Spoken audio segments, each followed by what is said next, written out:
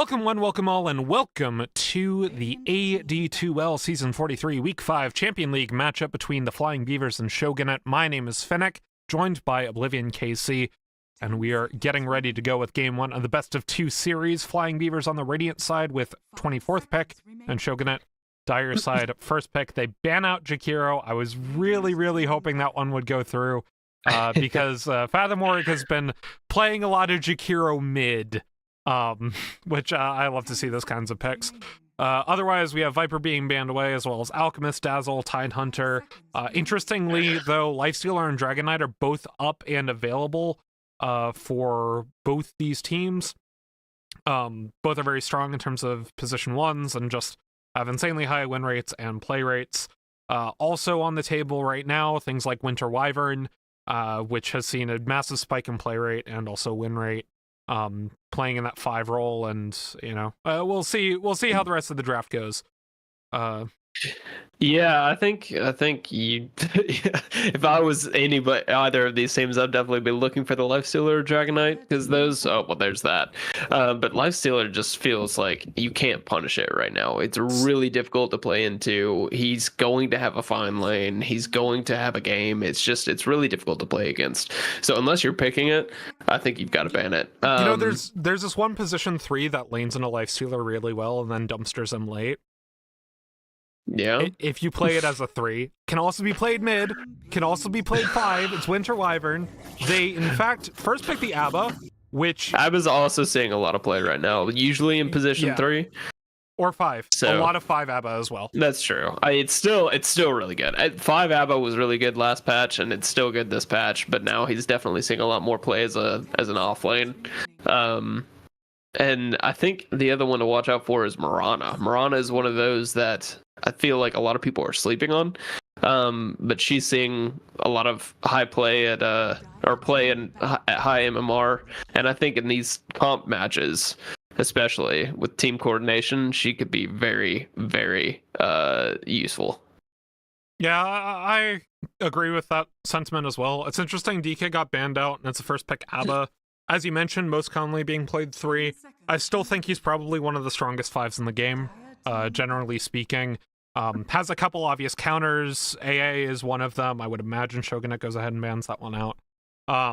But just generally, Abba, very good. Can we flex 2 roles? Ricky also being picked up, mostly being played as a 4 right now, if I'm not mistaken. Which would make sense. That's correct. Picking it second here, so they have that. Smokescreen's very difficult for a lot of different carries to deal with. Also, Flying Beavers, they have the option to pick the Lifestealer here if they want to, and they want to prioritize that. Darkseer being banned away. I've also seen a lot of sneaky Darkseer play recently.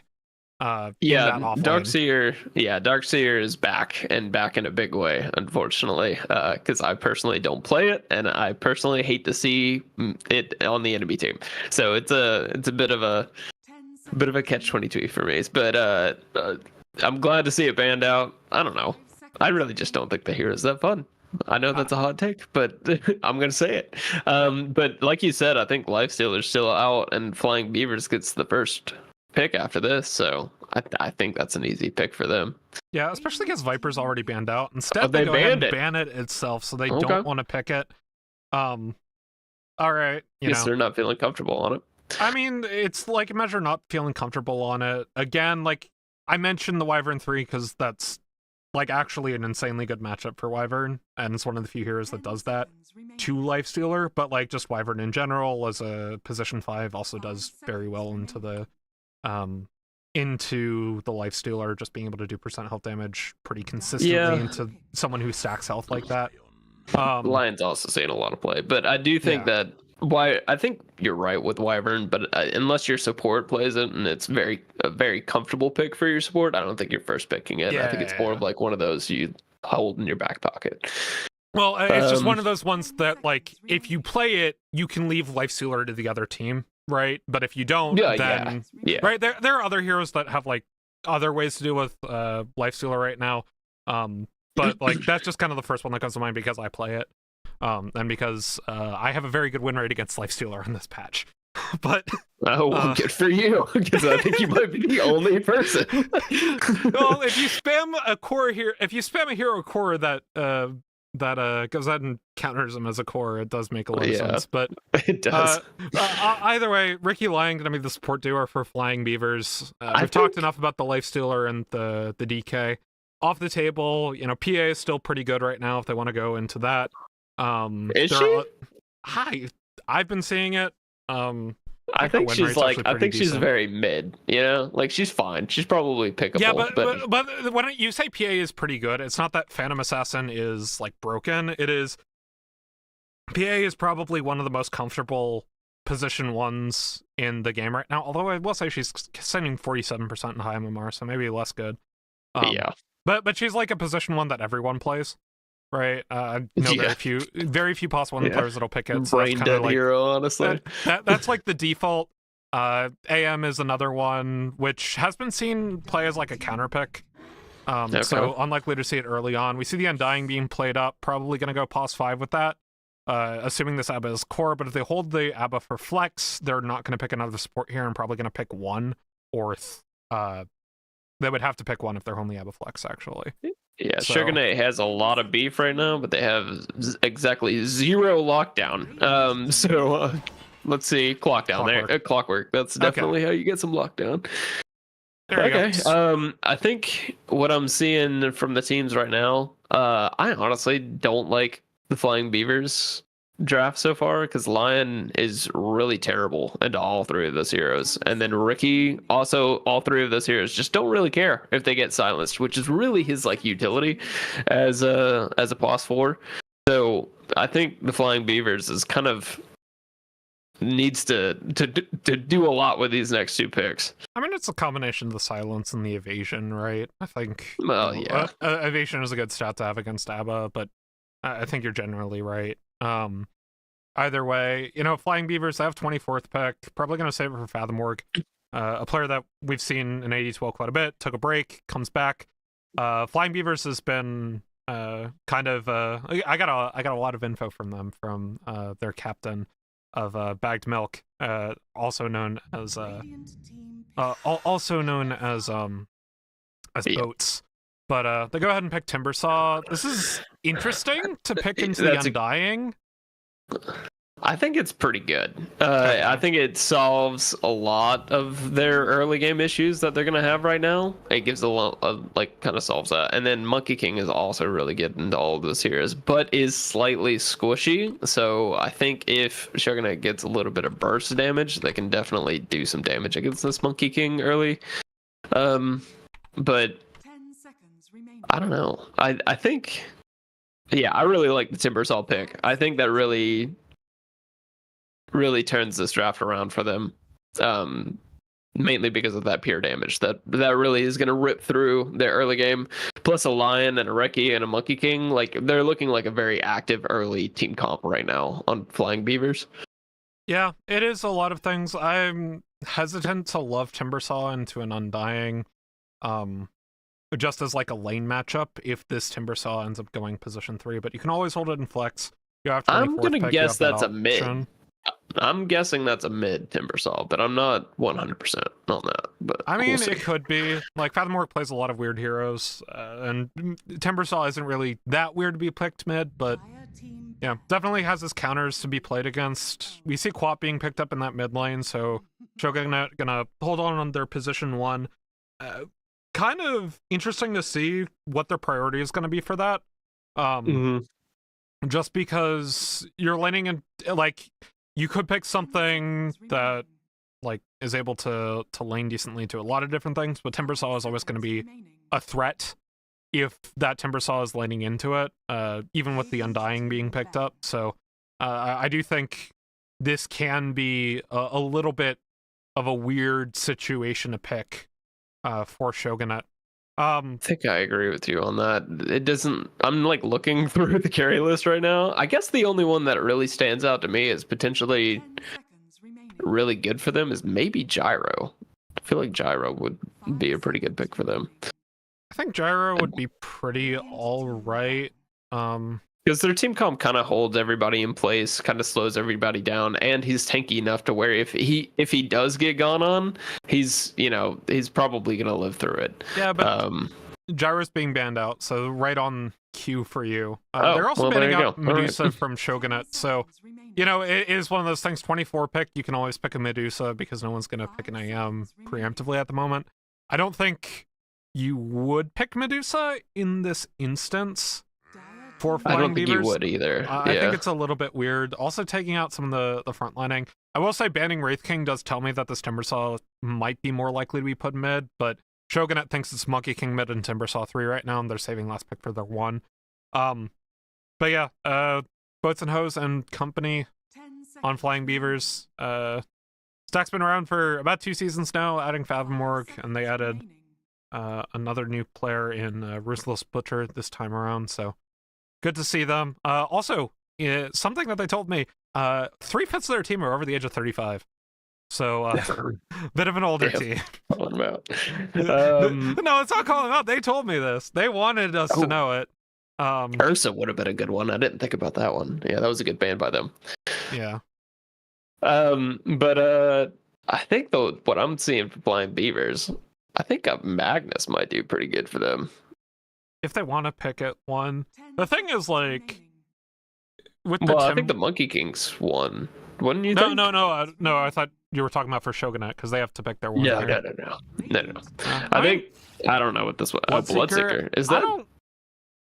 I don't know what that is. Is that good? The thing is, right? Like, he was absolutely oppressive at the tail end of the last patch. Oh yeah, I remember.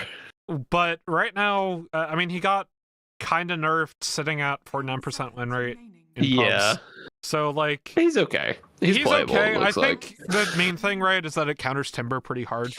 Yeah, that's true. Which, you know, Rupture, A does pure damage, B does damage based on movement.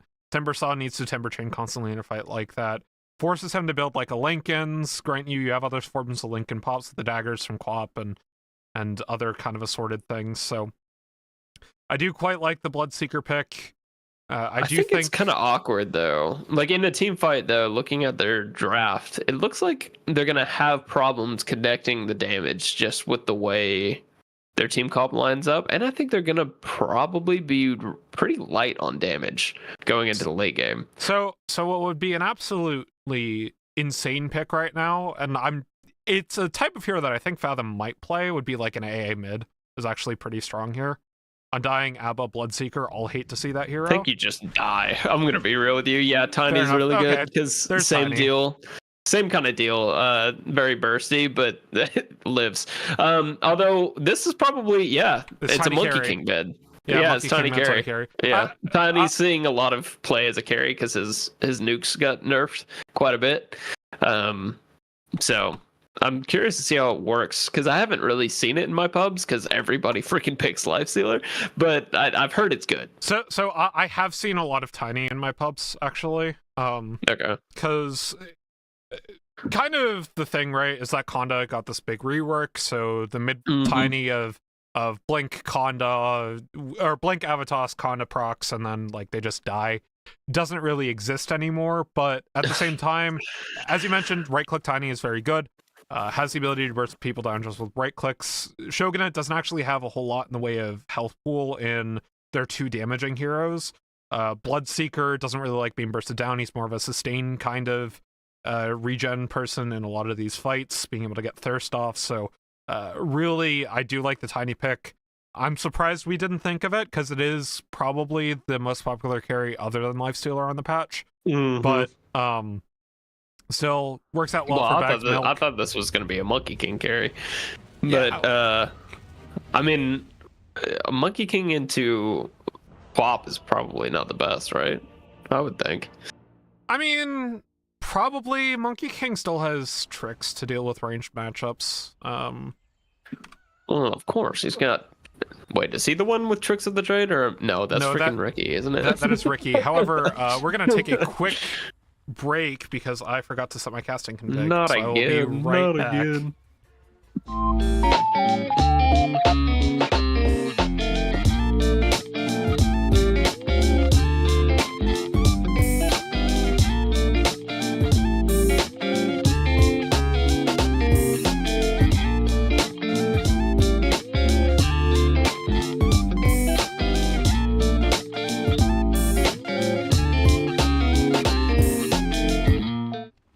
welcome back. Sorry about that mishap. We just sometimes you're in the middle of things and you forget.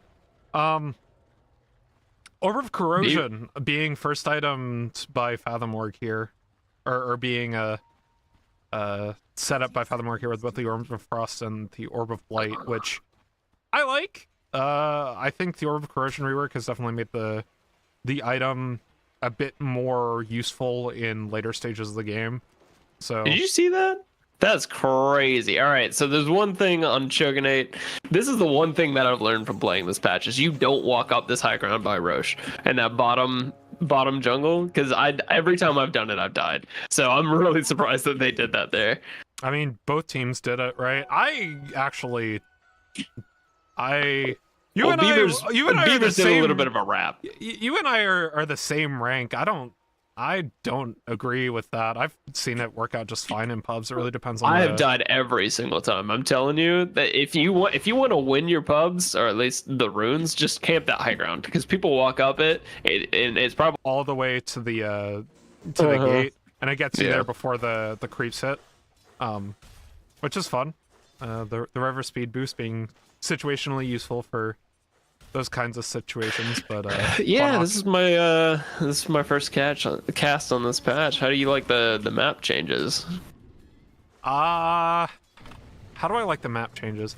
I wasn't expecting them. I think really, because I kind of liked the map that they settled on in the last set of map changes quite well. I have warmed up to them quite quickly though.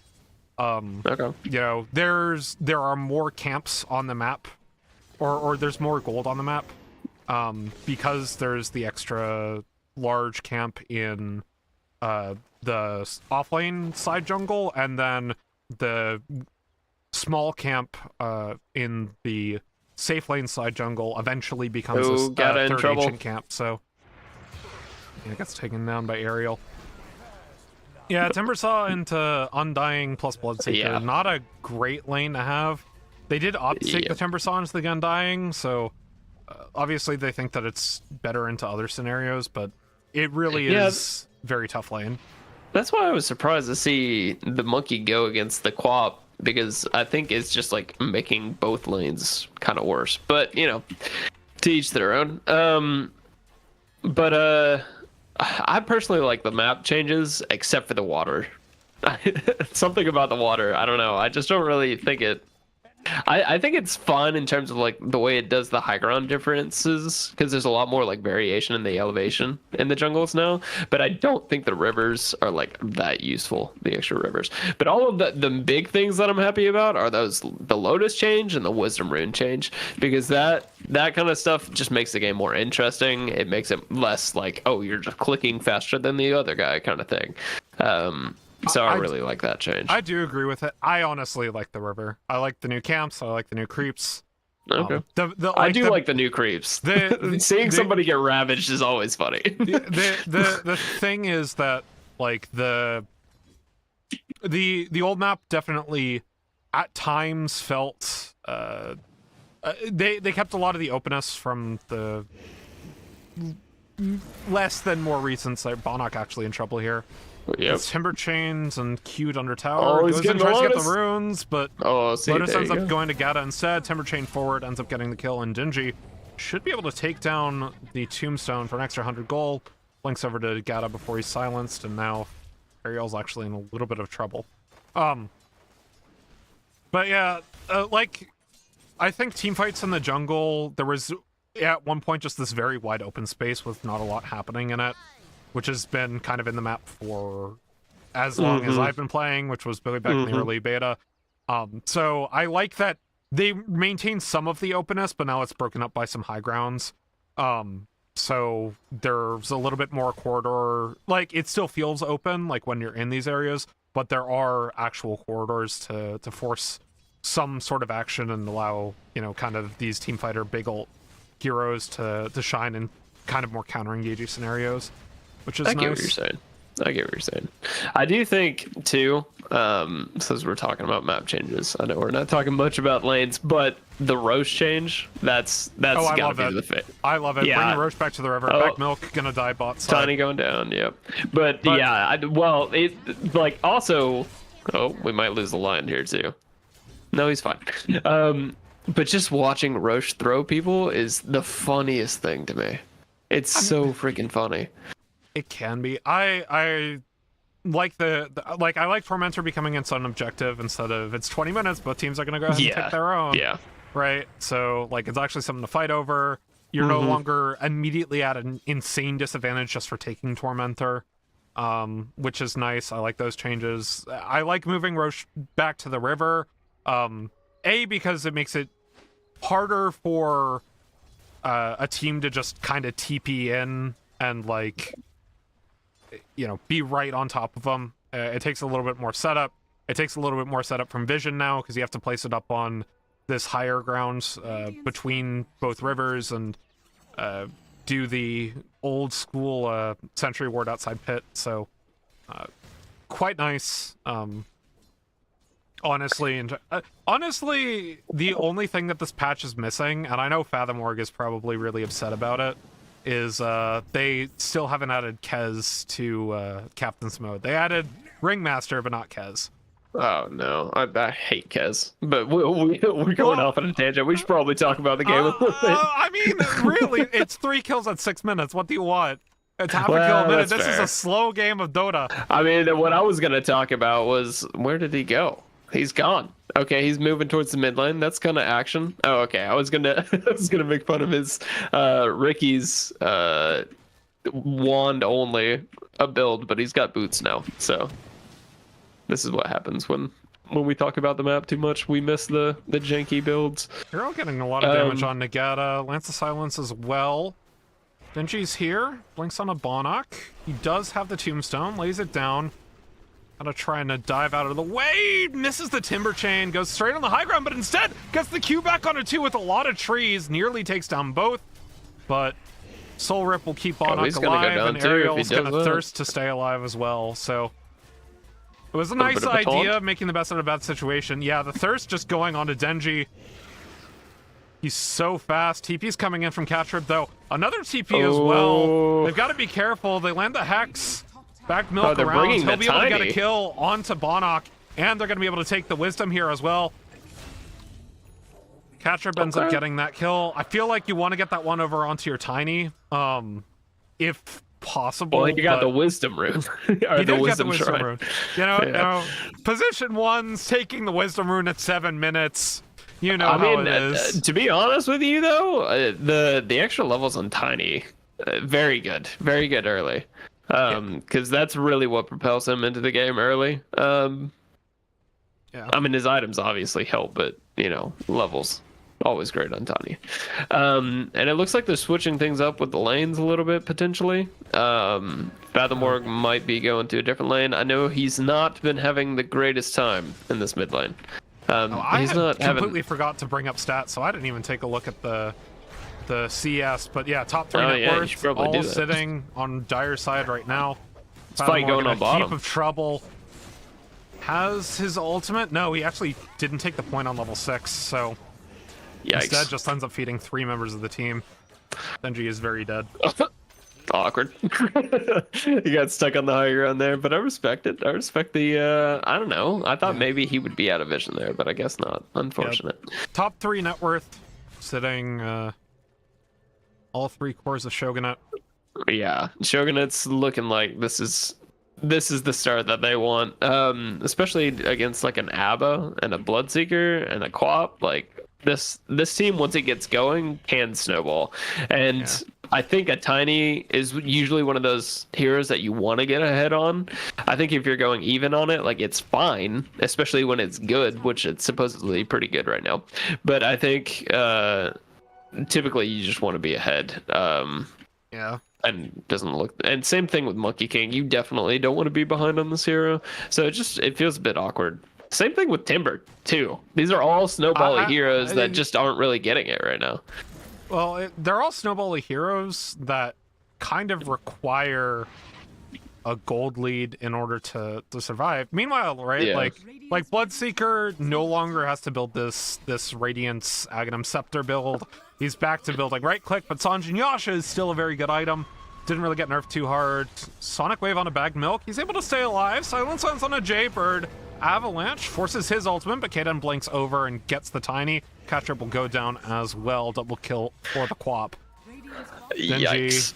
not sure what you're doing there. Tricks of the Trades gets out. Gata actually finds Aerial between the T1 and T2 towers topside. So that is a bit of a gold injection onto the Timber Saw. Denji should go down here, and there's the triple kill for Kaden. This is about as worse of a start as you can have. Yeah. Yeah. I mean, right, like, Timbersaw needs to snowball. Tiny, I feel like you can get away farming back into the game a little bit. Oh, you can. Yeah. Now. It's really Timber that I'm worried about. Same thing with the Monkey King, too. I think Monkey King especially runs the risk of getting bursted down. Although... we'll see how he builds into it. It looks like he's going Diffusal right now, but until he gets a little bit more items, this Quap and this Clockwork and even the Undying are probably going to be very big threats to him. So I will say, since they did go ahead and move Bloodseeker Shard now to his Ags, or a kind of way for the Bloodseeker Shard to his Ags. It is actually a very good Bloodseeker Ags game just because of the Timber Saw and Tiny. Doing percent health, pure damage is very good. And also percentage for your damage being pure means that you're able to shred through the Timber Saw even more. Obviously not going to rush it this game. Bloodseeker has gone back to the Maelstrom / Mjolnir into Sanjin Yasha build that he has gone for a long time, even though it used to be Maelstrom BKB. But, I mean, yeah, he's pretty happy. I know he's looks very like happy as Abba. Well, I mean, looks like the game plan right now for this team is they're using this Clockwork to their advantage, right? Once you get some Rocket Flare, they can basically control this entire bot map, and they can really be aggressive. They understand how far ahead they are right now, and they're pushing it, and that's exactly what they need to be doing, because both Tiny and Monkey King need farm, but right now with where Shogunate is sitting, only one of them can really feasibly do that in a safe way, and they're even like sacrificing their support right now to just get vision and find out where they're at. Fathomorg diving a little bit deep, does have the Wukongs. Timber Chain, or Hookshot, excuse me, doesn't quite hit. Bannock ends up popping his ultimate, gets the Tombstone up on the pillar as well. Gata getting some damage, has the Timber Chain away. Denji's around, doesn't have level 6 yet either. Tricks of the Trades forward, gets the smoke screen off. They get Catcher's ultimate, but not able to kill Bannock. He's able to heal back up, and the Sonic Wave comes back out. Down goes the Lion, and the Wukong's command does absolutely nothing. Jaybird still has the borrowed time, and the health bars are way too low for Flying Beavers to continue this one, especially because Bannock has the healing available still. The Tiny Toss comes back around, does some damage to Kaden, but not nearly enough. Yeah, they just dropped so much of their damage against this Undying ultimate, and when you're behind, you really don't have that damage to spare. It was a massive soul rip to keep him alive, too. I think really the Quap is the one they want to be looking for, but they don't really have a great way to lock him down unless the Lion gets into the fight or the Rookie gets into the fight, which it looks like both of them were struggling to do, especially with that Tombstone. So, yeah, just a bit of an awkward fight there. And now Shogunate has really strong vision in this bot jungle, and I imagine that that's going to be theirs for at least another 5 minutes at the very least. So that's going to be hard for them. The Lion he's gonna try, but I'm sure he's gonna die for it. Okay, he thought better of it.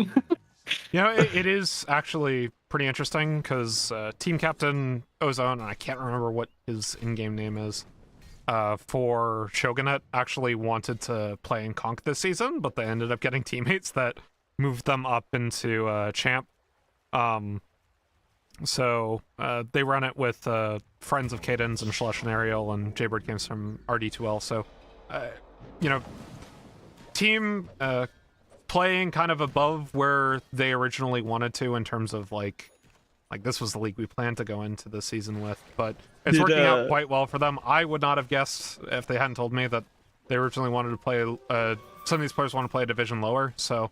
Did you see the Ricky get killed mid? Oh, massive hook shot on a Fathom Org. Cannot even get the Wukongs out. Yeah, Quab's got Dagon. Assault, and down they go. Quab's got Dagon against this team, and Ricky's only got like 900 HP, so he just like died immediately. Yeah, Dagon is a good item and for Quab. I mean, Monkey King only has 1,000 HP. Yeah, the only one... This is bad. We are. I mean, if we want to play Guess the Gaben right now, I have my. You are actually incredibly good at Guess the Gaben normally. Oh, like, but it's so early. Give me a minute. It is so early, but we're at 11k gold lead at 15 minutes. Yeah, you're right. It's got to be like. I'm gonna go 80. I'm gonna go 89%. 89%. 88%. For Shogunate. Wow, you are. I really am good at this. Yeah, you are probably the best at Guess the Game of any of my co-casters, which is really funny because you have the least practice out of all of them. Kaden blinking in, gets fingered, should go down here, and in fact does. That's huge. But they get the rupture on Gata and should be able to take him down. The Wukong's command lands on a 3, which is boundless strike on 2, but Gata goes down. An early takedown Schlesh. He's going to be taken by Fathom Org, but Ariel's on the side, spots out Fathom. Back Milk trying to get onto Schlesh. This is a very big overstay. They do get down Schlesh. Ariel is here. The Avalanche, the toss back around. Bonox popped his ultimate. Ariel gets hexed up right now. This could actually be pretty bad, but the Flying Beavers, they still end up losing one in the fight. And now Fathom Org is trying to heal with the Jingu Mastery, but he's just taken down so much. And the Abba goes back into the borrowed time. Down goes Fathom. Down goes the Tiny. Yeah. Triple kill for Bonox. And yeah.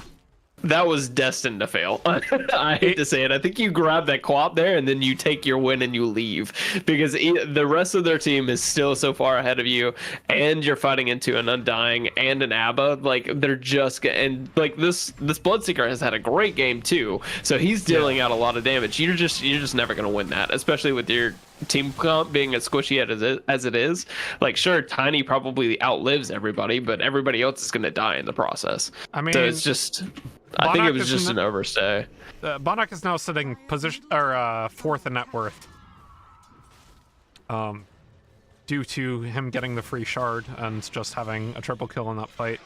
So there you go. Really nice shard to get. Gives you save on your team. Ariel goes ahead and ruptures Fathom Org. He's just gonna sit put, but. Just a little bit of trolling. I mean, again, I hate to say it, but like I really question going Timbersaw. I really question.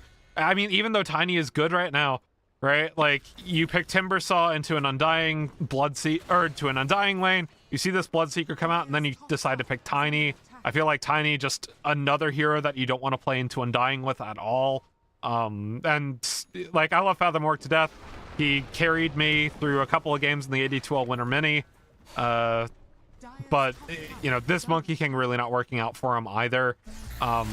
Just because the pop got picked and no one was so good, Gata goes down. You know, I really just, I hate to say lost in draft, but it really kind of feels like that for Flying Beavers. It's really not even lost in draft. It's lost in lane. I think their draft is executable, but given the way, especially the two fights that went horrifically bottom for Flying. Wait, what is their name again? Flying Beavers. Flying Beavers. The two fights that went horrifically bad down there for them, where they lost, I think, Fathom Org twice. It's just, it puts your team in such a bad position. And then it puts, I mean, obviously, it puts Shogunate in such a great position where both team comps were kind of snowbally. So if you give them that big of an edge, they're just going to take what they get and they're going to make it, you know, they're going to grab an inch and make it a foot or a mile or whatever you want to call it. And that's just what's happening here. So it really was just a couple bad fights that I think is making the difference here. Because this Timber, I mean, once you get this far behind on Timber, you just you know you're not going to have that much impact. You know, I was actually, interestingly enough, I was doing Overwatch for the first time in a while earlier today, and I actually saw a Timbersaw end up falling incredibly behind in lane. It's like, I am not sure if this person is Like, they get reported for grieving, obviously, but like being 0-12 on Timbersaw at 20 minutes is not actually that uncommon if you just end up falling behind that much. Like, it's literally like if you're 0-4, you're gonna be 0-12 probably.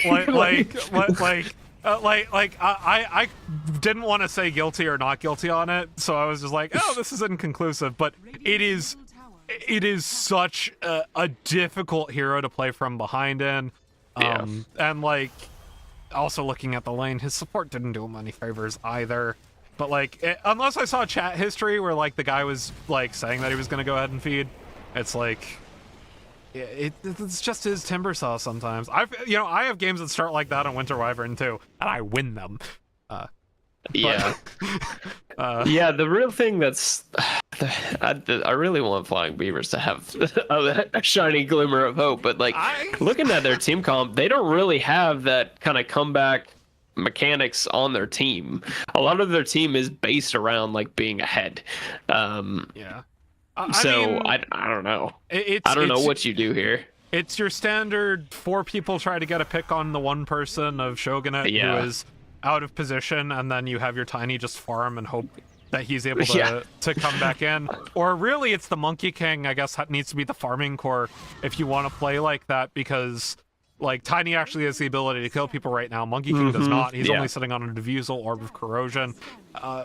But like, either way, so long as Shogunate stays as 5 for the rest of the game, and they keep doing what they've been doing very well, which is playing in this bottom side jungle and really choking out the easy farm.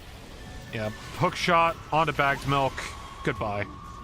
Well, he tried. That was one of those things that unfortunately I think you have to try and steal, because if they get this Aegis, like, I mean, it's guaranteed done. I mean, going back to the map discussion we were talking about earlier, I mean, look at the vision. Like, this is such old school Roche vision. It brings me back. It is, it is 100%. So, like, and it's great that it's forced to do that. Yeah, Rupture on Gata. Goodbye, Timbersaw. Tries TPing out. Trying. Cog stop him. Dang. Yeah, I think your read on Flying Beaver's best option here is exactly what they're trying to do. Unfortunately, they just had to force a Roche fight. But Fathomorg is trying to farm up and get his BKB and beef up a little bit, because without this BKB, he's not going to have a game at all. And the one thing is that I don't think Shogunate really has that much damage through BKB right now, although this Bloodseeker does have an SMY already, so I'm probably wrong. But I mean... I'm grasping at straws here. I'm grasping at straws here. I mean, look, we're at what, a 700 gold per minute, at least 750 gold per minute at least lead for Shogunate. There's a level of, you just want to play it out, see what you can do, maybe get a kill for moral victory. I've seen crazier comebacks happen. Have you seen it in comp though?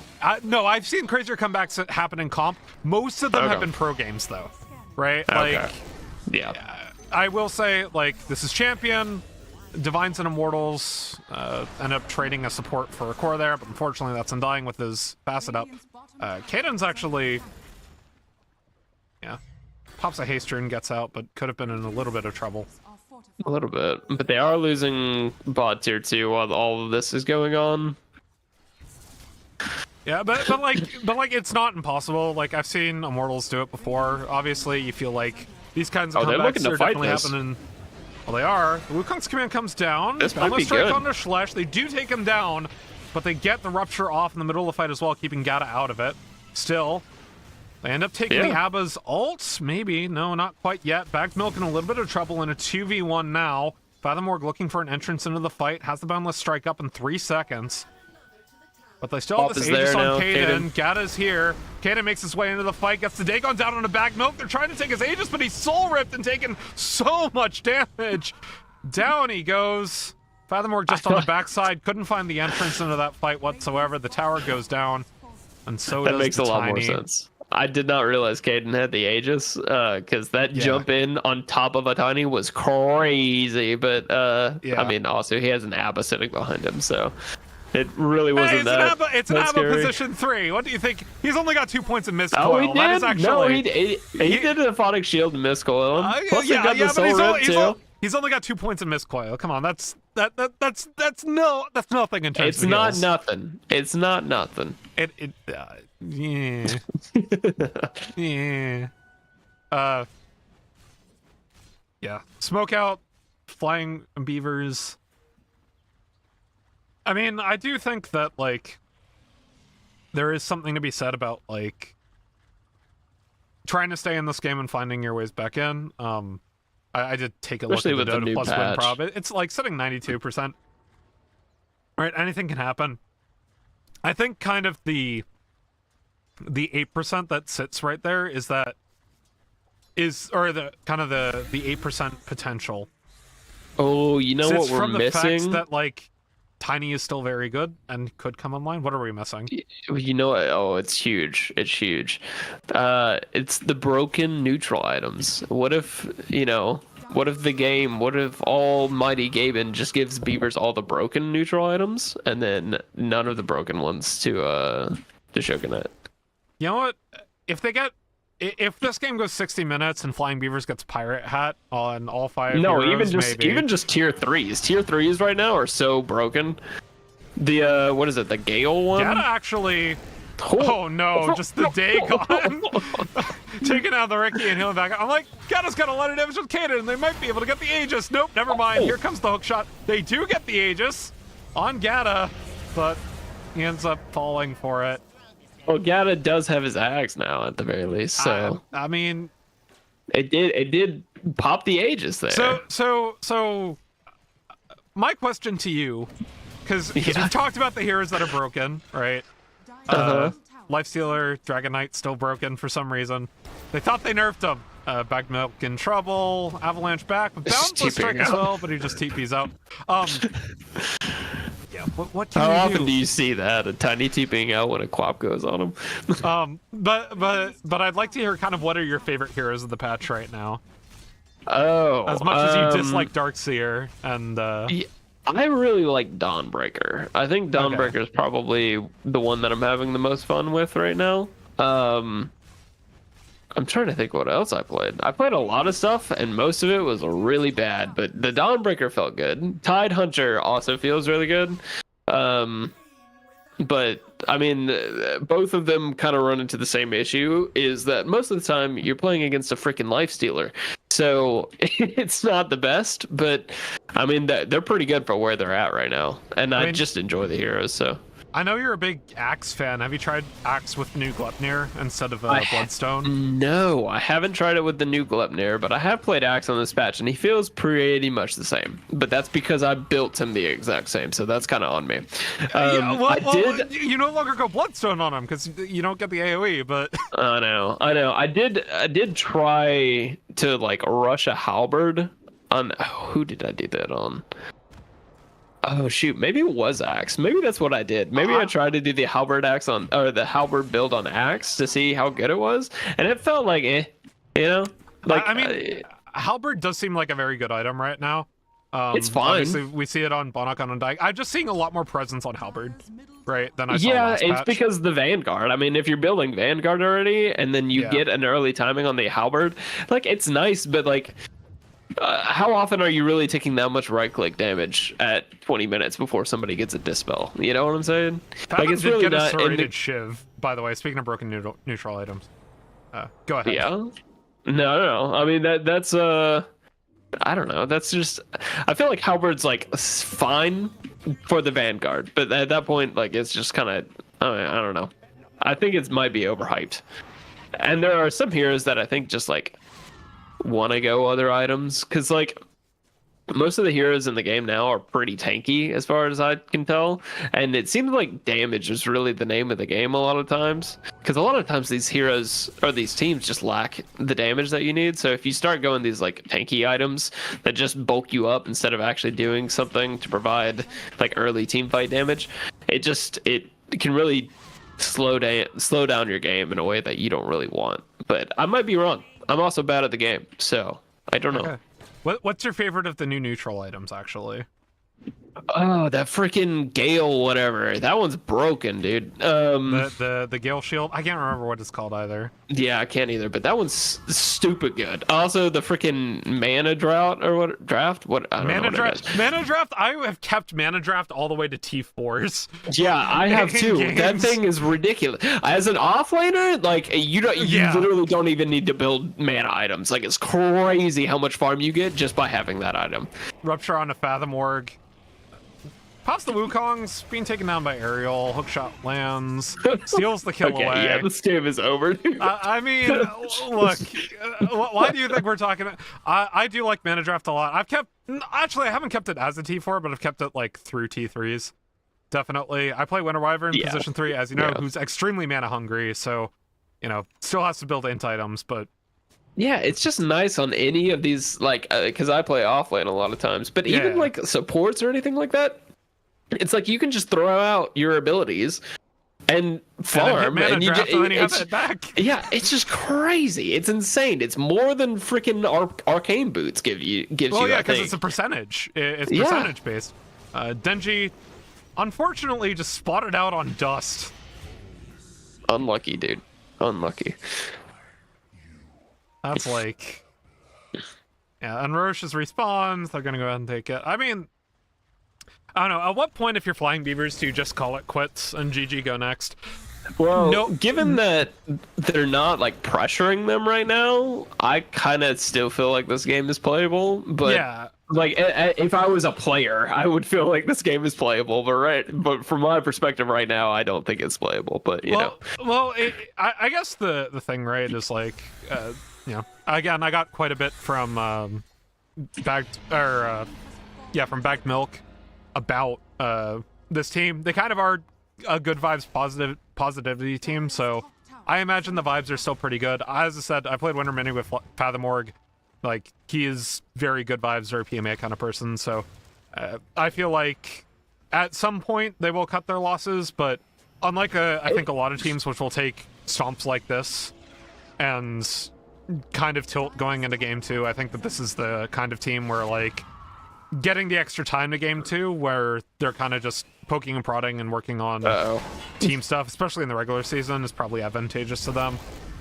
Catcher goes down. I think if you can keep your mental, it's worth playing it out because it gives you more reps in, especially on a new patch. It just gives you more reps to like learn the farming patterns, especially when you're behind. Kind of feel out what the enemy's going to do whenever they're ahead, and kind of glean from that going into game 2. But it is also one of those things that like everybody knows Dota players don't necessarily have the best mental, so it can be very easy to like demoralize your teammates unless everybody's on the same page. Have you not played with like any of the recent additions to our pub stack? They are all vibes are immaculate with those fellows. Oh yeah, I mean they are, but like I'm just talking about the Dota community in general. The average Dota player is probably like some of the worst human beings. I think they're gonna make one last fight out of it right here. Although Hookshot lands on a Fathom Org before he's able to get the Wukong's command off. He does have buyback. Back Milk goes ahead and pops BKB, but he's taken down solo by Aerial, and the Sonic Wave is huge. Backed Milk shielded up, still goes down. Immediate buyback from the Monkey King and the Ricky. They're going to try to continue this fight. Jaybird still has the borrowed time available to him as they get the Wukong's command out, but it does basically nothing other than healing Jaybird up. Kaden's already taken down one of the supports on the side. Down goes the Ricky, down goes Fathom Org. Triple kill for Aerial. And Gata goes back towards the fountain. I feel like that's a GG call. I feel like you just go for the end. That's crazy that they're even hitting that. Yeah, there's the GG. Shogunate takes game number 1 consistent fashion. Yeah. Why did the Sonic Wave do that much damage? That was crazy. Yeah, it just is what it is. I think he had a Kaya Sanj already at that point. I think he had at least a Kaya, but I'm not sure. I'd have to double check the end game inventory. With that, we're gonna take a quick break. When we return, game number 2, you won't want to miss it. We'll be right back after this.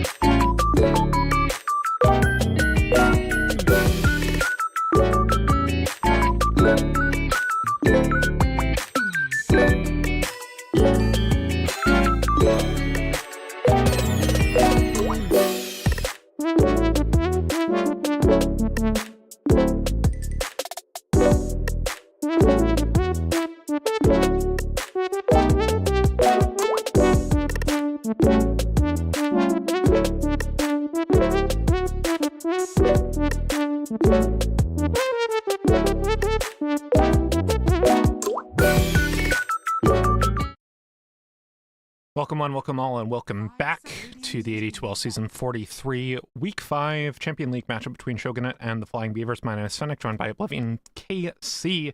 Shogunate are on the Radiant side. Flying Beavers have first pick, and we are getting ready to go with game number 2 of the best of 2 series between these two teams.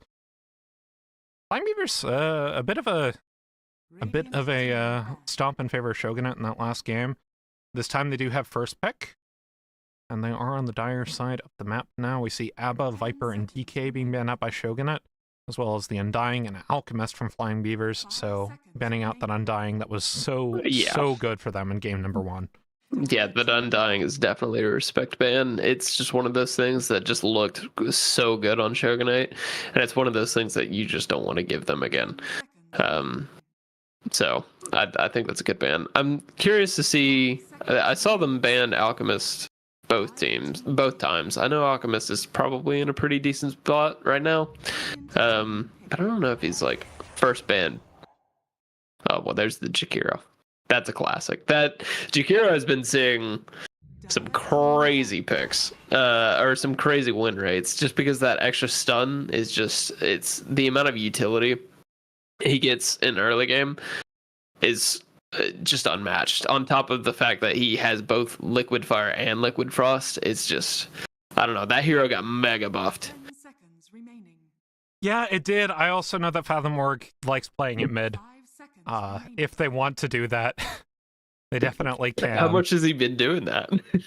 Let me look up his Dota buff real quick. Okay. Dota buff. I think it's probably okay. I do think that in especially these comp games, a lot of times the mid is the one kind of setting the tempo. But if they have somebody else to kind of set the tempo, I think that's okay. I think it could work because the hero does just dish out a lot of damage, just so like he always has. But on top of that, he just has a lot more lockdown to like really make sure that whoever it is staying in that damage.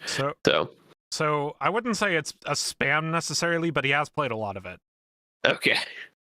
Well, we'll keep that in mind because it might be a mid Jakiro here, which would be a cook. I'm curious to see how it plays out. 10 seconds remaining. I mean, I would love to see it, honestly. I would too.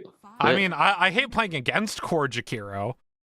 I'm playing against Jakiro, and I play a right clicker. You have an attack speed slow. Please no. I think it's probably a pretty quick timing too. Like I think with the mid Jakiro, you probably want to build around like a pretty early team comp.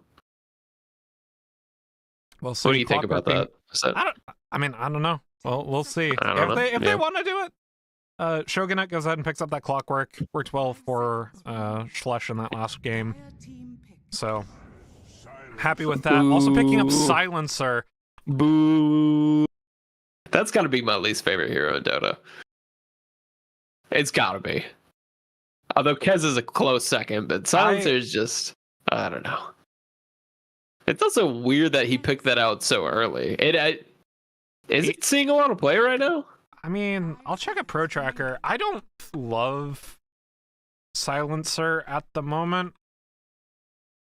It looks like he's got a positive win rate. I mean, he definitely is seeing a lot of play. I mean, it's 2,500 games pos 5, 1,200 games pos 4. Really no games 4. The one thing about Silencer is that, I mean, he basically wins lanes for you. Like, it's just so oppressive to play into in lane, unless you have somebody who can get on top of him. Which is why I think it's a little bit odd that they picked it this early into the draft. But I mean, they must feel pretty confident on it, and it must pair well with what they're planning on doing with the rest of the comp. And there's that Dark Seer. It's gonna be a heavy magic damage comp, is what I'm saying.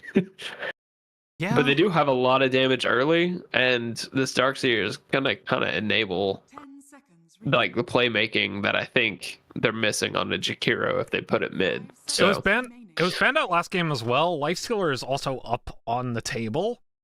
Okay. Which this would be a very interesting Lifestealer pick if they did it, just because like in theory this would be 3 cores in their first 3 picks. Yeah, I don't think it. I don't think you. I don't know. Lifestealer is one of those things that, like, when it's broken, it's probably worth just picking it. Honestly, like, I don't think, like, even though it doesn't necessarily fit well into their team comp, like, it's probably okay to just pick it anyways. I think I for the Tusk. Tusk, another playmaker. So I think this might be a Fathomorg Jakiro. They are picking around it. They're making sure that they have playmakers. I don't know why I said it like that, but 5 seconds remaining. Although Lifestealer, you said, is still in the pool, and I feel like Lifestealer does fairly decent against a Tusk Darkseer lane. I feel like it does. Feel like that's okay. So I've got a Dota theory, and I don't think this is my theory. I think I stole it from somebody. I'm pretty sure I've heard it from somebody else. But, like, there are two different kinds of players in Dota. There are the calculators, the ones who, like, do the math and, like, understand why things do things that they do, you know? And then there are the feelers, which that is how I play Dota. There's the Lifestealer, by the way. But that's how I play Dota. I just run it, see how it feels, and then, like, if it's bad, like, it's bad. And then, but, like, I can also, like, you just feel out, like, how a fight is in your head, you know? You're like, I think that's probably enough damage. There's also that Dawnbreaker that I was talking about, which, with a Clockwork, that's a strong combo. Yeah, I mean, it is. I'm a little bit actually concerned for Flying Beavers. Now, there's a hero that counters two of these heroes right now. Two of which heroes? Two of the heroes on Shogunate's team. I think Fathomorg actually has it in his back pocket. And I'm literally not just saying this because I'm a Wyvern player, but it is You counter do to hyperfixate on Wyvern. I do, but it also is really good in the Lifestealer and Dawnbreaker, and I think Fathomorg plays it. Is kind of like it's really good in both those heroes. I think if you pick a Wyvern, though, I'm trying to think why exactly. Oh, especially with a Nature's Prophet. I don't know. I feel like they're kind of lacking like a frontlighter or beef or anything like that, because they've got initiation, they've got playmaking, they've got, like, damage, but it's a lot of chip damage and a lot of burst damage, I guess. But they don't have, like, a lot of sustain damage. Yeah, it's a lot of burst damage, but not a lot of sustain damage. And against a Lifestealer, that's not good. I don't know what position people are playing this Nature's Prophet. Is it mid now? Because that might do a lot of damage. That might help them out, but it is mid, I think. Seeing quite a lot of play mid. It's seeing a lot of play carry as well. It's kind of also seeing a lot of play support, like POS 4. I guess it's just good. I mean, I say a lot. It's like 900 games mid, 800 games support, 1900 games carry. I played a game with Angry Sun this weekend where he played this, and apparently that big treant is still in the game. I just kind of figured they had taken that out at some point, but no, that thing's still in. So Fathomorg, I didn't see this in his recent Dota 2 Pro Tracker, so I feel like this is probably carry or POS. Well, because they have Tusk, it would probably have to be carry or POS 5, right? So with the way their team comp is shaping up, I think it's carry. Yeah, I think I'm leaning towards carry, right? Yeah, I think you're right. And they're banning out mids, so they definitely think that this is Nature's carry, and they're doing 23 pick on Fathomorg with the OD and Quap bans. Now, assuming this is a Jakira mid, because that's what we're gonna hyperfixate on because it's cool. What do you think? I mean, AA is still in the pool, right? AA is still in the pool. I mean, 5 Wyvern even, but I think you're right on the AVA. Right on the AA. Abba's still in, although I don't think it's the best Abba game. I mean, I wouldn't take the Abba into the Lifestealer anyway, right? Yeah, I wouldn't either. I think AA is like the obvious support pick if you are picking a support here. AA or Wyvern? I Yeah. think. I mean, and like if you are picking a mid, it's kind of the same thing, right? Like, Yeah. Yeah. like I don't want to say like it's just those two heroes. They're probably going to pick something else. Instead, they go for Shaker. So Fathomorg does love his Shaker. So it could be a That's Shaker mid probably here. what it is. It's probably a Shaker mid. Yeah. Which is really good right now. That hero also just feels really impressive to play into if he hits his timings. But that's a big if. You can definitely shut him down early and he falls off. But if he's hitting his timings, boy, is that thing hard to play into. I question the logic of taking Shaker into Silencer with Reverberating Silence, though. Yeah, I don't disagree with you. But you know what? If you just kill the Silencer with the Nature's Prophet, which is probably what they're planning on doing, I think that's gonna be okay. But we'll see. Yeah, I mean, also, like, Lifestealer can enrage and not get hit by Echo Slam. And obviously, like, I mean, the Nature's Prophet is kind of your answer to the Lifestealer, even though it's not probably my favorite answer to it. It's. I mean, it does do a lot of damage as carry, especially if he gets locked down, and he will against this team. So, I mean, they have a lot of ways to just kite out a Lifestealer, which is what the Earthshaker does very well too, because you can't block a fissure. That's what I'm saying. Guess what's broken in this patch, and I've completely forgot about it, even though he is one of my favorite heroes in the game. I was surprised you haven't talked about it yet, but Leshrac is really strong. Well, because I'm not sure if you can play him 3 right now is kind of the thing. He's just insanely strong as a mid, and kind of as a support too. They took away the AoE from Bloodstone, and instead almost doubled the amount of AoE he gets off his innate, which is who cares? Crazy. You sacrifice a little bit of AoE for like more damage. Yeah, a lot of AoE. No. Yeah, I mean, you still get the AoE back. It's not. Yeah. I don't think it's a 1-to-1. I think you're still slightly less on AoE, but you get all the benefits of the new Bloodstone without any of the negatives of missing out on it. So the hero's just like good. I mean, I think that was a bit of oversight from Ice Frog, but it might have also been, by design, but who knows? I mean, so like, honestly, I think the thing that's gating him away from 3 is that like the Edict Facet is still very good, and Leshrac 3 needs to push towers, and I don't think Nourishment is actually, even though they buffed it quite a bit, I still don't think it's very good. So I don't think it is either. Plus, I think there are just a lot of other better 3s. Leshrac just doesn't really fit the meta 3 right now, which just kind of feels like these big tanky heroes that just want to like sit in one particular part of the map and just suck up map control, right? And suck up pressure. There's been a lot of really exert pressure, but there's been like a lot of Visage though. Like, that's the same thing. I mean, Visage is still a specialty hero, but it's the same thing. You just sit here. It's like an Abba, a Tide, or a Visage or whatever. You just sit them bot and you pressure towers with them, and it forces the enemy team to respond to you. Yeah, and especially if you do what Shogunate did last time, where they just sit 4 people in that bottom jungle. I mean, like, what do you do? Yeah, I feel like Leshrac can do that sometimes. Ariel actually caught up by shards. Yeah. Up on high ground, Enchant Totem, getting some more. Sprout as well. Cuts down the tree, but he should go down here. They're going to try donating it to Fathom. Unable to get it with the auto after the Enchant Totem. Catcher bends it, peeking it down with some last remaining pits of the Dual Breath.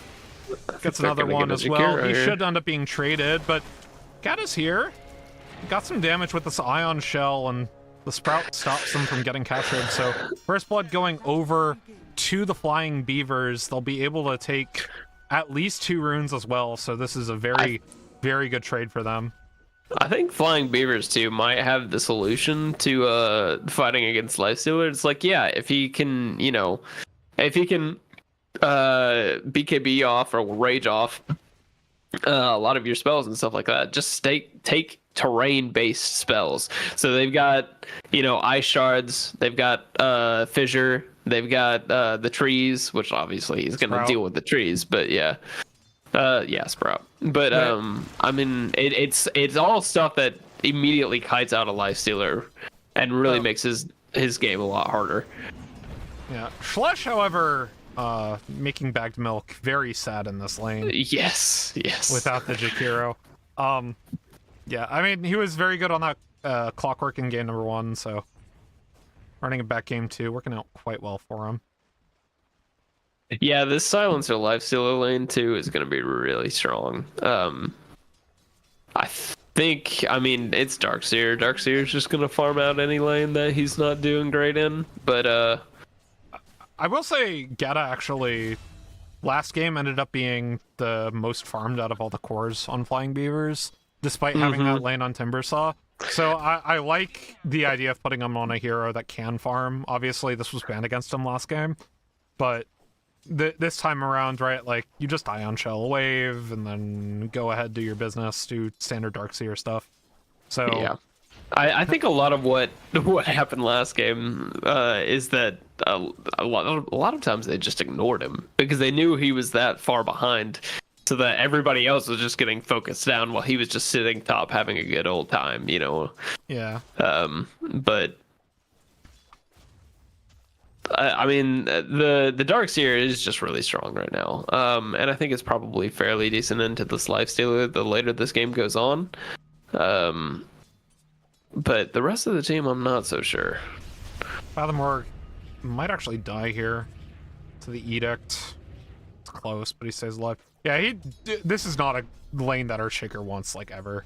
I think, right? Like, Leshrac just does so much damage with Lightning Storm. Take 2 points in that, and, like, you see Fathomorg's immediately ferrying out raindrops. Yeah. Much to the loving reactions of our friend Strurosa, the local raindrops merchant. Well, the great news is that I don't think Gata and Dingy are really gonna have like a great time bottom. So you know what that frees up Dingy to do is just stack every minute. So I don't know if he's gonna do that, but on Earthshaker, using that first Echo to farm a huge stack of Ancients, I mean, it'll turn your game around. Oh, So. that plus you've got Ion Shell too. You know, doing the old. Yeah. Doing the old, I'm helping you clear the camp by giving you Ion Shell. Yeah. Wink, wink. I am on guilty of that Darkseer. 100%. Yeah, for sure. Yeah, you know, you'll get most of the CS. I just, you know, maybe like 1 or 2 of the Ancients might Think about the accidentally efficiency. Go my way. How Think much about time? The efficiency. Yeah, how much time you save by, like, even if I take one of your creeps, you know, Well, you're probably gonna get +1. It's like I'm playing ABBA 5. My one's taking my one's taking the ancient stack. I'm like, here, have an aphotic shield. Yeah. Oh, they're gonna catch the silencer out with Yeah, an Bannock ion shell. caught Yeah, that with, guy's dead. Some shards in a hard place. Yeah. Tag team Ion Shell, very good, very lots of damage. Yeah, especially And if he you walk donates it over away to from your Gata, too. tower. Yeah. He donates that kill over to Gata too, letting the Ion Shell take care of it, so smart play by the Tusks not taking that one. Yeah, I mean, that was Gata just a whiff 15 on and the 3 ice to a bath. 19 and 8 lifestealer. Like, yeah, it's not the greatest lane, but you're Darkseer, you don't really care about that. Fathomorg's actually, despite how bad the lane started for him, 26 and 0 to 26 and 2. So Okay. actually has made something of this lane. Obviously, the wave is pushing in favor of Kaden now, so he'll get a little bit extra. But I mean, all things considered, I think like Leshrac isn't like the most lane dominating mid in existence, but still with Misanthropy and the maxing Edict, it can be quite oppressive. But Fathomorg did a very good job of managing that this lane, and also raindrops doing quite well. As I say that though, he's getting dove under tower. This might just be dead Fathomorg. It is. That's Caster a curse. curse. Yeah, that's the curse of the caster. Caster Yeah. I mean, I think honestly, the sad thing is I think it seems like Flying Beaver is also going to have another tough laning stage. The good news is I don't think they're as snowbally on Shogunate. well- They still have a Leshrac, which is pretty snowbally, but in Back- terms of everybody else, Bagnilk's also winning top 27-7, 22-2. Mm-hmm. So, Mm-hmm. you know, they've got that going for themselves. Wait, did you say he's winning top? Isn't he Yes. losing it? No, 28-7 to 22-2. Oh, well, look at his net worth. That's my fault. Oh, you're looking at net worth. Okay, top's even. He's died. I typically don't swap to net worth until about this time anyway, so yeah. Yeah, that's fair. I don't blame you. So I guess, you know, lose 2 lanes, lose a third one. Uh-oh. Kidding, He getting TP'd another straight kill into on a Fathom Ward. clockwork.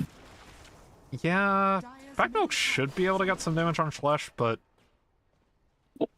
making the fight for runes, it's a bit unfortunate if you are Earthshaker in this lane, because now it is completely unplayable. If there are stacks for you to take, you can go ahead and take them with Echo once you hit level 6, which he has, and he did in fact use it in that bit, but Schlesh actually in trouble. Might get Ice Path by Catrib here. Nope, Ice Path barely misses. But I mean, like, Oh, he this did definitely use it. isn't as bad as the start from last game for Flying Beavers, and they definitely have Oh, more... it's pretty close. It's but just they haven't thrown 2 fights yet. We'll see.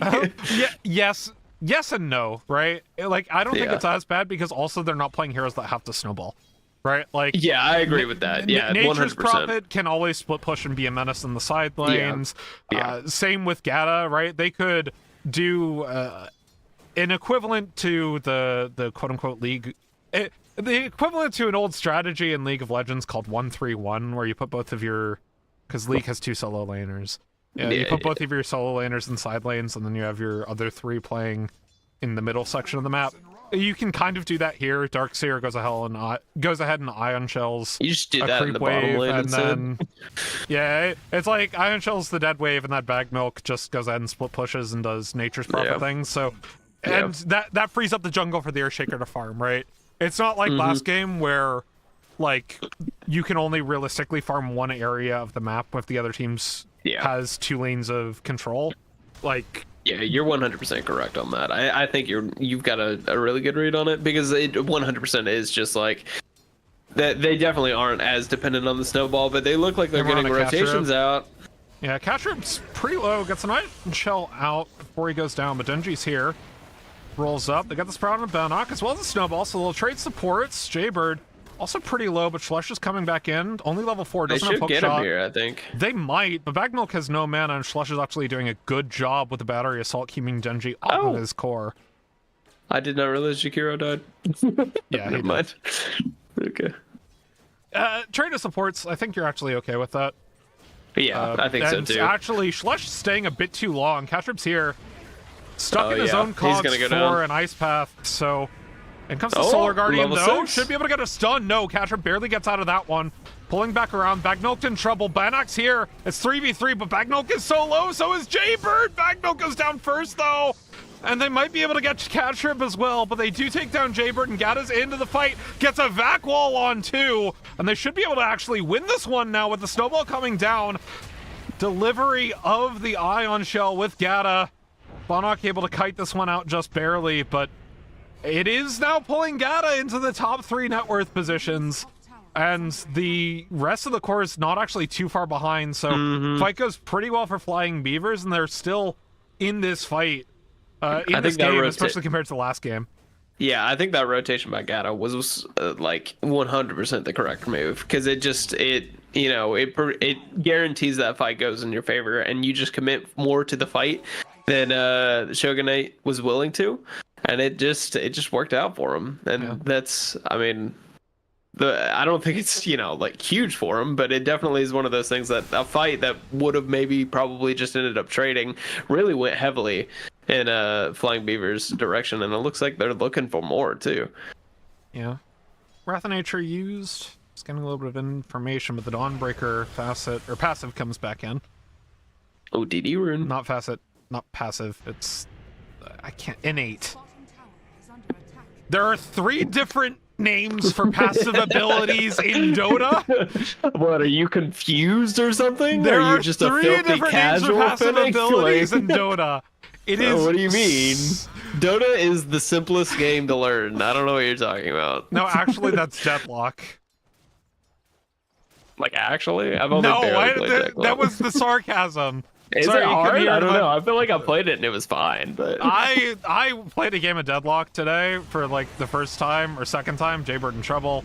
Able to dash over the ice shards though. Got caught in some cogs. Able to dodge through and juke as Backmilk dives on a Bannock, takes him down, and the snowball comes through. Here comes Caden's Caden. into the fight though. He's got a lot of damage on him. Able to take down Backmilk with the Diabolic Edict as well as the Pulse Nova. And he continues moving forward with Aerial here as well. They have the Infest, so neither of these heroes are really in any danger of dying right now, and Denji is just going to be the sacrifice. Tries Ice Sharding the Ice Path, stopping Caden in his tracks, but they get the vision, and down goes the Lightning Storm. Maybe able to get Gata here as well. And, Yeah, I believe I goodbye. believe Shogunate learned their lesson. Commit more people to these early fights, because they didn't do that in the first fight. They lost it, and they did it in this fight, and sure enough. I mean, especially Caden, right? I mean, Yeah. 6,300 net worth at 11 minutes on Leshrac. He is only about 1,000 gold away now from his Bloodstone. So we're looking at like a 13-minute Bloodstone, plus Yeah. Windlace, Arcane Boots. It's going to be really, really difficult to kill this man, especially because Bagged Milk still doesn't have his Maelstrom. You know, I think it might be doable, but it's definitely difficult. the problem is you don't have anyone on your team that wants to build Orb of Corrosion, or I have Scotty right now. And like your Shiva's Guard builder is Fathom Orc, who's very far behind. You don't need it. To kill a Leshrac, Nah, no, you don't need it. no, you definitely. Nah, you don't need it.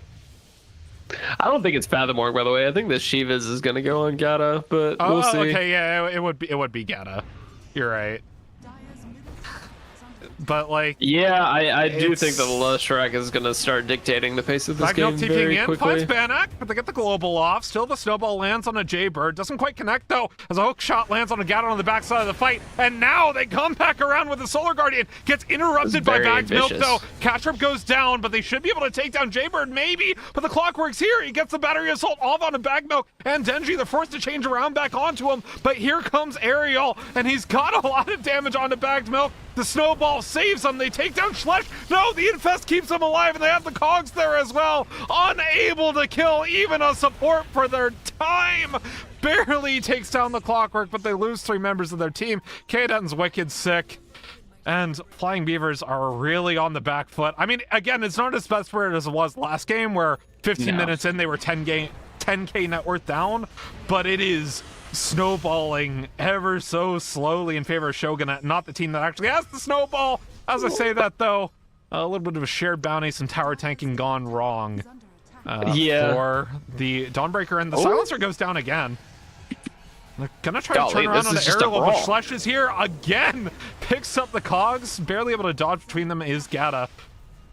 Fathom Orc's here. He has Blink Dagger. He has Holy. he has his ult. Gets the Echo onto 2, but the Bloodstone comes out. Still, they take down Kaden. Not was able to heal up huge. nearly enough, and Fathom Orc gets the double kill.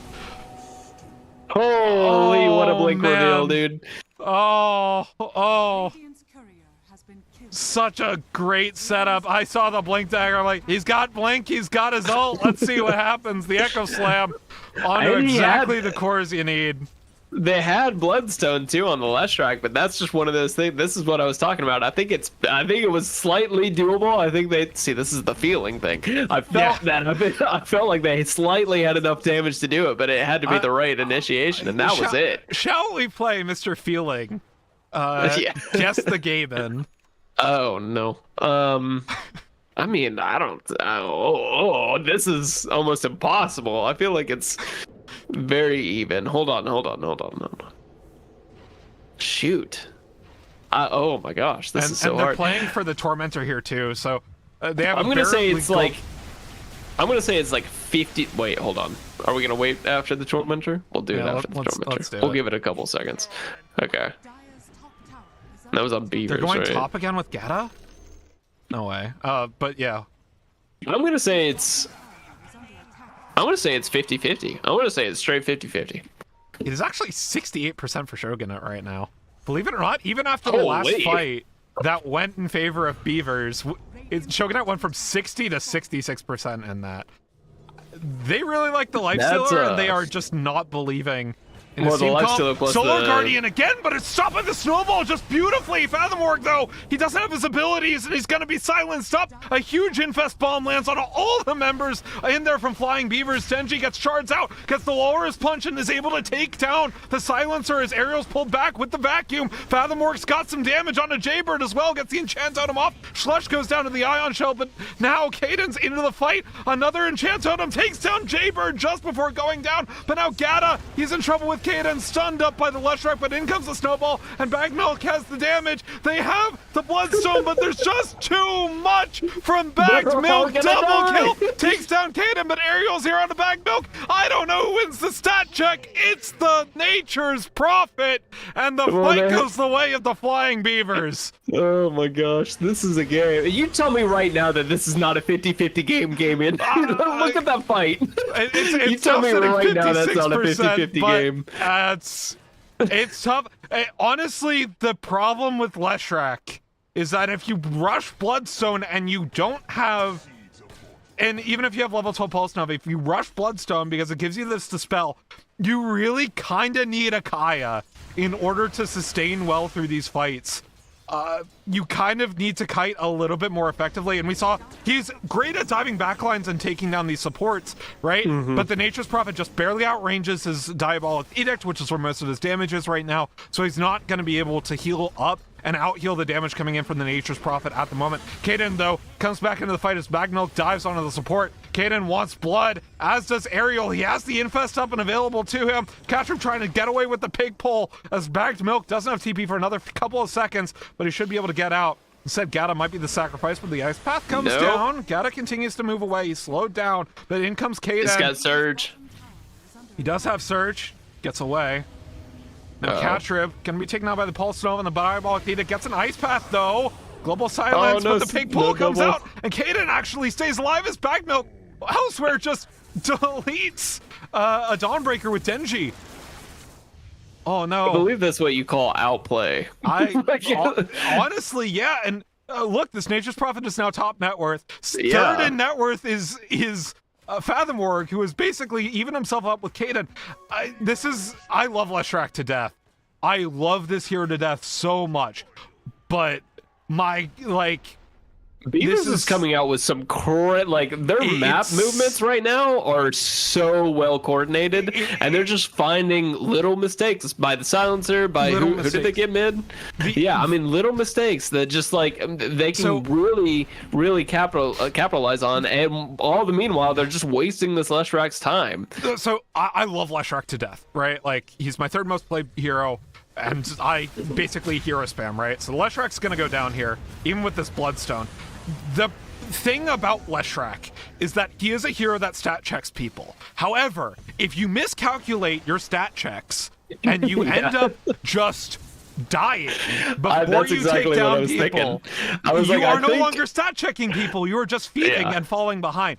If you aren't snowballing with this hero, then you just have to wait until you come back into the game, because you farm very fast, right? Come back into the game off farm and stat check people when you get your Kaya Sange on top of your Bloodstone, right? But he went this Blink Dagger, he's going to be completely active, but that doesn't give him stats, that doesn't give him survivability. And right now, like we saw him, he had Pulse Nova and Diabolic Edict on 3 heroes. He still could not outdo the damage that was coming in from Flying Beavers right now. Yeah, I mean, I 100% agree with you. I think that's exactly what it is. I think Caden might have misread this, but they're going in. They're going in. They've got the shot lands. In comes the Solar Guardian, as well as the Infest and the Global Silence. They take down Bagmilk, but he has the Aegis right in the nick of time. Fathomorg comes back in with the Aghanim Scepter. Does not have the rest of his team, though, as Bagmilk comes back out of the Aegis of the Immortal. It's 3v3. The Leshrac's still alive, as is Bannock, but not for long. Ice Path land, Bagmilk triple kill. All right, you told me this is that a 50-50 game. That was incredibly clutch by Bagmilk. He barely killed Roshan, took the Aegis, and then immediately died. Yeah, that Aegis really Holy turned crap. that fight around for them, because that could have been really bad for Beavers. But this game is This game is a lot more exciting than the first one. I'll tell you what. I mean, I don't think it's 50-50 now anymore. Look at the gold lead, 9K Oh at no, 20 no, no! I minutes. agree with you. But I'm saying that like the game earlier. But yeah, no, I agree with you. I think Beavers is in control of this game right now. I do think that the Shogunate really has like ways back into this game. I don't think that they're out at all, but it definitely is like, leaning towards Beavers right now. Fathomworks getting his BKB next. Bagged Milk has something on his courier right now. Is a Chrysalis. BKB on Earthshaker is not that huge. It is when you're up against a Leshrac. Hello? Nah. Gets his Bloodstone off. Too much damage. Just too much damage. Bagged Milk is able to stay away because he has this Dragon Lance now, so he's outranging all of Leshrac's abilities. Have we talked about Bagged Milk's net worth right now? Also, he has an amplified damage, which also helps. Yeah. But like, if you cannot heal off multiple members of Flying Beavers, you are not going to do anything other than just feed. I mean, once he gets the Kaya, he'll get a little bit more health regen, but or spell Lifesteal Amp, but again, like, he's sitting even in net worth with Fathomwork. He is way behind this Nature's Prophet, and his Lifestealer is even further behind that. So I'm really, really liking Flying Beavers right now. Ooh. Lifestealer's going back for the Radiance, which I think in this situation, I don't know if you can do that. I think that's just going to be really slow for them. This is a game where you just have to suck it up and go Maelstrom. Like, I think so too. The Global Silence gets used here. They just kite it out completely. Still, Denji caught up by a Split Earth, but in comes Fathomwork. Solo dunks onto Kaden, but the Infest, it's here. They're keeping Kaden alive, but the back wall is absolutely massive. Still, they take down the Tusk, but trade literally everybody else except for Ariel. And Fathomwork lands the Fissure, Blinks, Enchant Totem auto with the TP from Bagged Milk. Yeah, that was it's so difficult. I think that was just a really bad team fight execution there. They were just all really grouped up for that, and they had the right idea infesting onto the Leshrac to keep him alive, get a bit more damage. But I mean, they didn't have Gata in their sights. Comes back in with the clutch back wall, with a clutch back wall, and just turns it. Yeah, I mean, I don't know how you come back from that fight. Like, that might just be a game-losing fight, because now, I mean, that was one of those fights that you just need to dodge because it's such a high risk, high reward kind of thing, and right now you can't afford to be taking those risks, especially if all 5 of Beavers is going to be there, like you knew they were. Looks like Clockwork is going on Bagged Milk, but I don't think that's a good idea. But right now, I mean, they just need to hit their timings. Like, this Lifestealer doesn't even have his Radiance yet. The Lifestealers, I mean, again, like, this is one of those games. They don't have Kaya on Leshrac. Like, you can't take that fight yet. I mean, but again, at this point in time, right? If you, I question going this Talisman of Evasion in the first place. I mean, maybe it was, like, okay when it was taken in terms of net worth, but, like, you're looking at a 25-minute Radiance, or 25-minute Radiance on Lifestealer. That feels so bad. You could have had so much more net worth if you just went a Maelstrom, right? Especially if you're looking to fight. Like, he's got 3,000 dead net worth when, what is he at? 10,000? So that's like, it's a lot of his net worth is what I'm saying, percentage-wise. So he's basically like playing a hero. He's the equivalent of a support right now, because Jakiro has 7k net worth, right? And he's got 3k of unused. He finally got his Radiance. He's got the use now.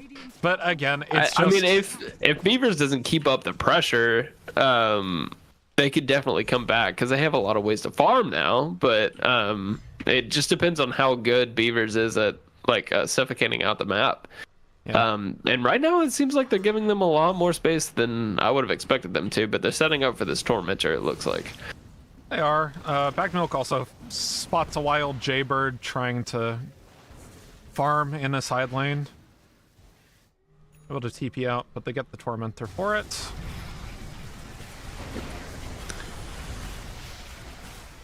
Start on Catrib, so 3k gold lead coming out. Gold swing. It's a lot. It is a lot I mean, I love the terms and objective that they fight for. I love that people get gold from it in addition to just the shard on one of your two poorest heroes, or poorest heroes without shard. Like, I do like a lot of the changes. I think for an update that didn't change a whole lot gameplay or in terms of like hero kits or items. Like, yeah, they did, right? Like, I would say this is probably on par with the last map change, but not as on par with the Universal Hero patch. Oh, right, they're gonna find how out. game-changing it is.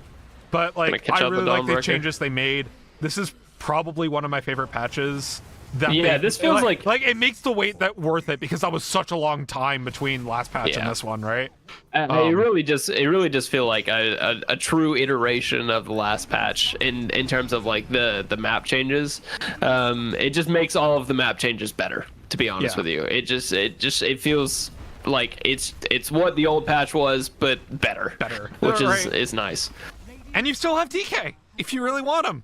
No, I don't want that. Get out of here. Like, why is that hero still existing? So I thought they would nerf Fire Dragon DK into the ground. So I'm like, sneaky good iced facet DK. You might want to try that. No, Fire Dragon's still good. And they buffed corrosive, and they didn't do anything to ice facet. I'm like, I mean, ice is still good. I mean, it's still good. But the problem is all three are good. Yeah. Which is stupid for a hero that was already like seeing the most play out of any carry. So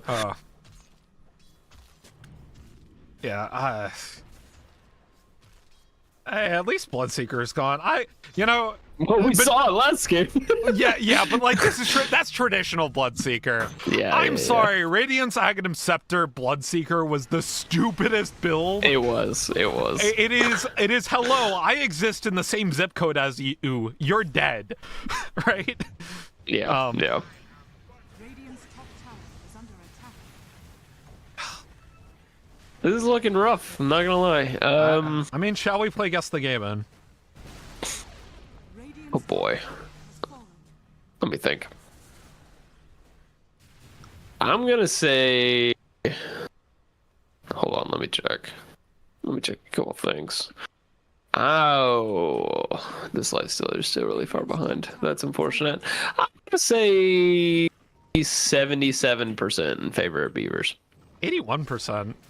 Okay. Which only being 4% off is typically very good, but considering you were only 1% off on the one last game, it's like I'm calling BS on that one earlier. It was definitely a 50-50 game. Losing your form, I have to replace you with Angry Sun, actually. The OG Gaben Guesser. We actually do have a cast, Angry Sun and I, on Saturday. For a little weekend draft tournament being put on by PWR Collective, an in-house server that I happen to do a lot of time on. Bagged Milk. In comes Jaybird. He was already here. Walrus Punch just completely stops it. I mean, Bagged Milk is literally stat checking a Lifestealer at face range. Like, that was my thought exactly. I was that's gotta be the worst feeling. What do you want me to say there? I'm gonna continue plugging myself because this fight is over. No, take it out. Twitch.tv/PWR Dota. It's gonna be Saturday around 7 p.m. Eastern time is when we're gonna do grand finals for that. Split into 2 MMR brackets, 1 higher MMR, 1 lower MMR. And if you are generally interested in in-houses, there is a Divine Plus in-house that they do every Saturday. That's a lot of fun. Have a lot of really good players. Some ex-AD2L people who got too high MMR for AD2L. Goodbye. And they also have other gated in-houses. They have an Archon Minus on Thursdays and a Archon Legend and Ancient in-house that they do on Tuesday nights as well. So it's a lot of fun. I highly recommend. If you know someone who's on that server, it's definitely worth joining those events, and hopefully we'll see you Saturday for that cast of their draft tournament. Well, in terms of the game, the Leshrac is pretty close to his BKB, which is a pretty strong timing, but this Lifestealer is just really far behind. And I don't think he can be that way. The real standout. I mean, look at that Nature's Prophet. Look at his net worth. That, I mean, you just can't stand up to that. That's That's crazy how Does he far have that like guy a is. completed Satanic on Courier? No, it's just Aghanim Shark. I mean, he's building towards Satanic. Oh, global. Okay. Okay.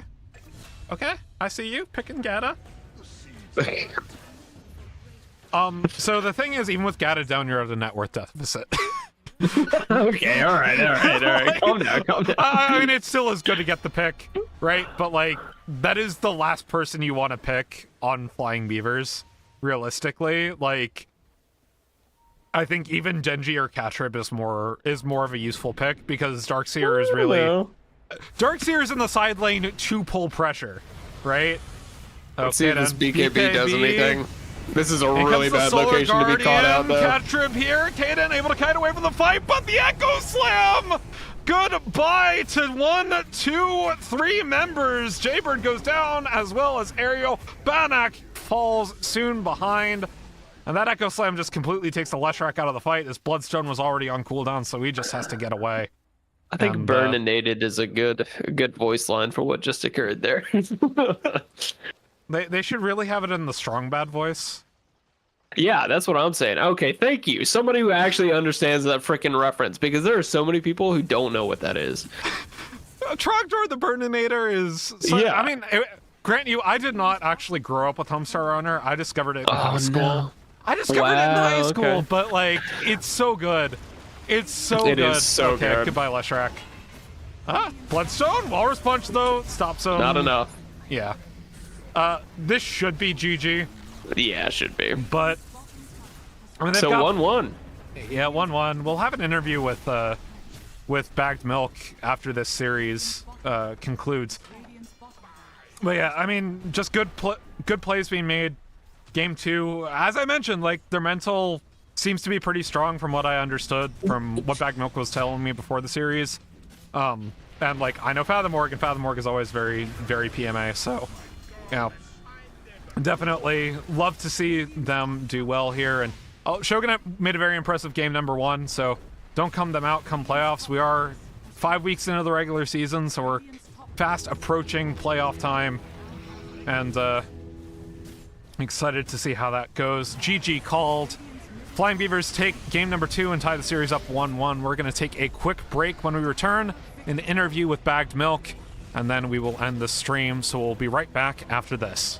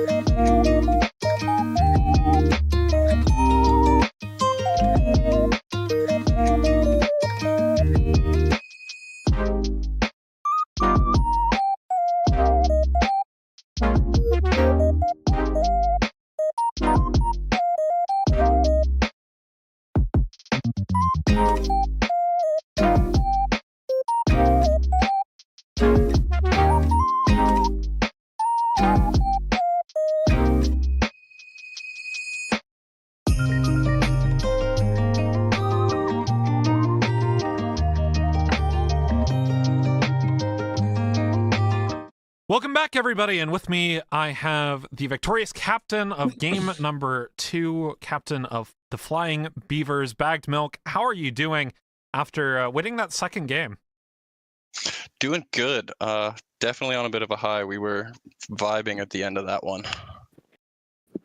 Well, good deal. Yeah, I know game 2 is really the highlight of that series, but I do want to start with game 1. Game 1, as we all know, was a bit of a stomp in favor of your opponents. But I want to really get a gauge of how you guys were approaching that game once you kind of became aware that that game was a rough one. Did you guys, make it a point to like really try and win throughout it, or was it just more of like a going through the reps kind of thing, just trying to get more reps with this patch? We kind of realized like about 5-6 minutes into it that I had done Fathom Morg wrong, dirty. And that kind of gave him a pretty unwinnable matchup there against the Queen, especially with her taking level 3 dagger. I showed up at lane at 1 sec, just for a minute because I was kind of in the area, and it was like, oh no, this is awful. And beside that, we didn't do too great in the other lanes, so we kind of were still hopeful for a comeback because Fathom believed kind of that he needed to at least hit level 9, and we were like for his facet to actually feel its strength. So it just kind of felt like, all right, let's try to buy time. Everybody throws. There's always the opportunity, especially when you're that far behind. Like if you can hold high ground for 2 fights where you don't lose too much, they overextend a little bit. There's always that hope. So like we never lost hope until we realized, this is just completely done. Yeah. I mean, it did happen very quickly, I will say. From like, all right, we can try to hold high ground to this is over. I do have one follow-up question. So was the plan to be a carry Monkey King then? Initially? No, he wanted the Monkey King pick there, and then I offered to flex it to carry, and he was like, no, it'll be okay. But we didn't think it would go as badly as it went. Gotcha. I played with Caden last season. The man's very talented. He will just pop off, especially if you don't put enough pressure on him, or you give him such a favorable matchup like that. All right. Just want to move on to game 2, I guess. Or I guess kind of mentally between game 1 and game 2. You were telling me when we were chatting a bit beforehand about kind of like you guys have immaculate vibes, as it were, as a team in your PMA, but I guess kind of the thing is like after game 1 that is that one-sided, how do you guys kind of keep your mental up going into game 2 and keep that positive mental attitude among your team? Honestly, I think everybody's really good at kind of just being goldfish. What's done is done. Fucking move past it. Like fucking, it was 10 seconds. It was 10 seconds ago. It doesn't really matter that much. Not dwell on it. Nobody seems to get like down, even though we kind of just, we got beat down. Like that was a beat down. Yeah. But nobody dwelled on it. The vibes were still super high and positive. It was like, all right, let's reset it. What did we do wrong? Okay, we fucked Fathom over. I'm sorry, buddy. We dumpstered you. We let you in a terrible spot. Let's see what we can do better for you this time. I'm just knowing Fathom from playing him in the winter mini, or playing with him in the winter mini. Like, I'm sure he was definitely still positive throughout that. Let's go on to the next question, though. Yeah, I guess the thing that caught me off guard about game 2 is it was really close. Like y'all were really trading heavily, both in the top lane. Both teams were like basically going 50-50 in a lot of those fights. And then suddenly you guys just, I don't know what the map movements y'all were pulling out of your, where, but like y'all just, I mean, it just felt like y'all were just outplaying Shogunate all of a sudden. Like y'all were catching people off in the middle of nowhere, especially you with your Nature's Prophet. Meanwhile, the Leshrack's just wasting his time chasing everybody else. Was that something that you guys planned, or was that just like a spur of the moment kind of deal? I think it's something that we do really well as a team. One of the things in the first series that really fucked us, I'm sorry about my language, really screwed us. I don't know if I should be not swearing or whatnot. We try to keep it PG-13 on the stream, yeah. but it's fine. I'll bring it down. I got to spit. It's the one F word you're allowed. Well, he Fair used two enough. of them, so Oh, well. Yeah, oh. bad, banned. No, Oof. go ahead. But yeah, we realized just how oppressive that Undying's tombstone was in terms of being able to actually take objectives and fight around these objectives. Mhm. And then as soon as Fathom, as soon as he got his blink, it was just kind of go mode.